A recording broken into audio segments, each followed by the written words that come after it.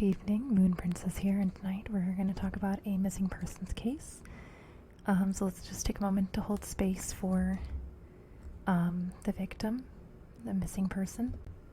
Alright, so we're going to talk about the missing persons case of Nakyla Williams. I apologize if I'm pronouncing her name wrong. She was a graduate from Lawrence Central, intelligent, very close with her family. She never went longer than a day without talking to her mother, so it was unusual for her to not hear from her daughter or for her to not return home. So when she went missing, she was 24 years old, and this was December 2nd, 2021. So she'd be like 27 now, 26, 27. So Adriana McMillan, longtime friend of hers, describes her as integral to her family, that she does hair for a lot of people in the area, and as the older sibling, her younger ones all look up to her. So leaving would just not be in her character. Davis, former babysitter and cousin to Williams, describes Nakyla as inventive, humorous, and full of love, the type of person who loves to cheer up loved ones. She made a lot of silly jokes. She had established herself as a stylist in her neighborhood. Davis, who retired as a hairdresser, helped her start a basement salon in her home. Davis describes her as being a go-getter with a bubbly personality. As a person, she always kept her word. Nakyla had 3 sisters and a brother. At the time of her disappearance, she was living in her mom's home and helping look after her family. Her mom says, "She is a big factor in my house." Nakyla was set to help her mother recover from surgery scheduled for November 22nd. Her mother's surgery would be invasive and she would need rehabilitation.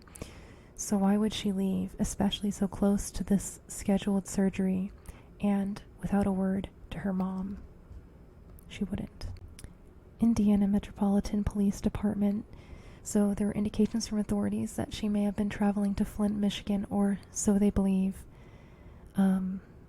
According to police social media. The only reason she would be there is that the man in the pickup lives there.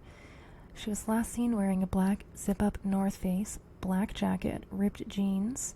She has brown eyes and red hair at her shoulder length. She's 5'3" or 5'5", and roughly between 150 and 175 pounds.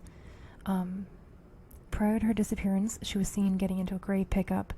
Other sources say white, at her mother's residence located at 4800 North Kenmore Road at 5:45 p.m. She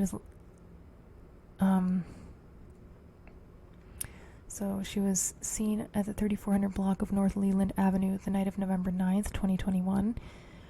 Has friends who live in the area. Leaving the home, she has not been seen or heard since. Her phone last pinged somewhere on Kentucky Avenue not long after she vanished. And then, not long after that, her phone battery died. She is said to have left with a man her family had never seen before, which was not normal for her. When she left her house, she had not brought bags with her like for an overnight, and has not been in contact over the phone or text since that night. Her phone was said to have pinged in a nearby wooded area, which family and support searched for as soon as she went missing, both the wooded region and the nearby abandoned homes. Mother Nakia Spurlock Pope says, "It's a mother's worst nightmare."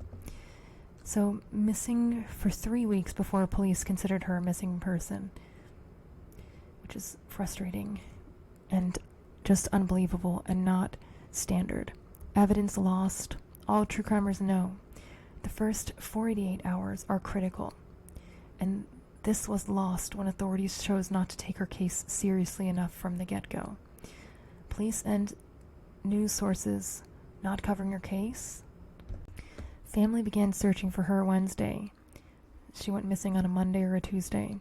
Searching East Side neighborhood, they searched West Montgomery part through abandoned homes in the woods.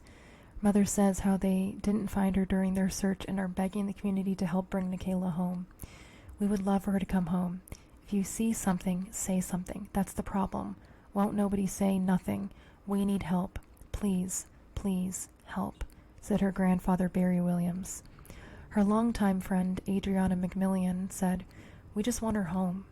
If you see my daughter, if you know anything and just don't want to say anything because you don't want to be involved, just please have a heart. You don't have to be involved, but she don't deserve this. I know my daughter needs us to find her," said her mother. "Bring my granddaughter home, please," said her grandmother.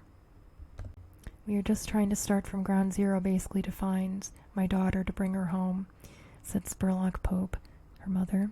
"God bless my daughter wherever she is, and I'm coming, and I'm looking for you, and I'm going to find you, Nakyla."